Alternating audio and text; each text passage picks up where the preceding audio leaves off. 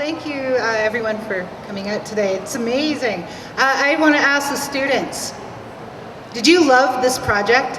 Yeah. Did you love this project? Yeah, it was pretty incredible. And as a teacher, I cannot begin to say thank you enough to everyone who helped make this a reality in our classrooms.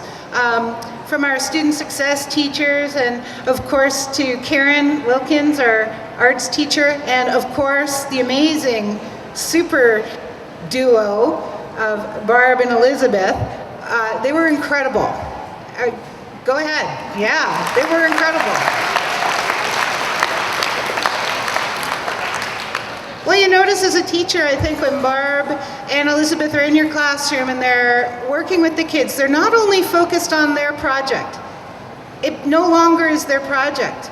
They focus in on every single student. When you walk around the mall and look at all these displays, every single component of that display was created by one student. Each student has a voice in the community that they built. Each student had one-on-one help bringing their vision to reality.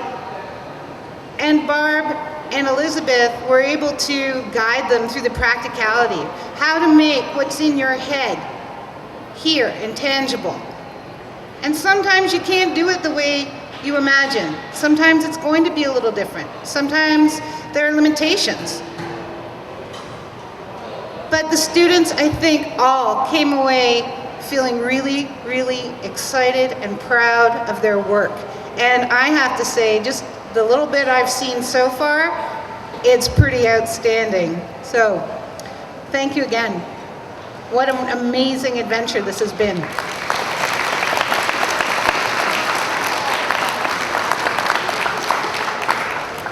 Just really briefly, I want to describe to those of you who aren't aware what this project looked like. It was kind of like having the SWAT team come whoosh into my classroom and just take over. They came in and just got to work. When I arrived at work on the Tuesday morning, there was everything. Boxes and bins and giant sheets of cardboard and all these fancy little papers and glue guns and you name it. X-Acto knives I was a little afraid of. And everything, everything, everything. These two ladies carried in from their car and brought up the stairs into my room and had it all ready every single morning for us. Day one, we went on a field trip. We went down to see the site that we were reimagining, which was the train shunting yard near Bayfront Park. So we had to hop on the city bus because we're not within walking distance, and that's always an adventure. So we hopped on the bus, we walked up from King and James up to Bayfront Park. We walked around the site from both sides and got a really good impression of what was there, what the community was like, what was happening. As we're walking along, there are all kinds of posters for all the new development in Hamilton, the proposed new condominiums, and the new GO station. So that was what started it. That's what started everything, that spark. What's here now? Look at this amazing view of Bayfront Park. Look at the amazing view across the water. What could we do here? After that came days of brainstorming ideas, coming up with what we'd like to see in our community, and eventually learning how to build scale architectural models, taking photos. You guys remember taking the photo of your little tiny person inside your model?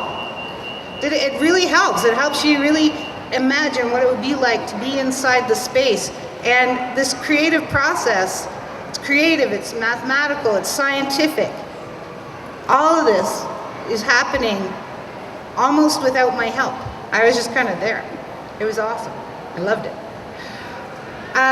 Finally, the big crazy days, Thursday and Friday, building those models. One giant crazy day of construction. It was loud, it was messy, it was frantic, it was incredible. And then finally the students on Friday got to present their work. and their ideas to their classmates and to our local counselor who was able to come by and our school administration. So it's kind of nerve-wracking for them, but they loved it and they did a great job. I'm really proud of them. I guess more than anything, the idea of bringing in a project like this is like planting seeds in all the minds of all these students. You're planting seeds that some of them will grow up to remember and realize that things don't always have to stay the same. Things don't always have to be how they are now. We can change the way we build our world. We can change the way we live in our world. And we can build beautiful and sustainable communities that benefit everyone. Thank you again to number 9. You guys rock.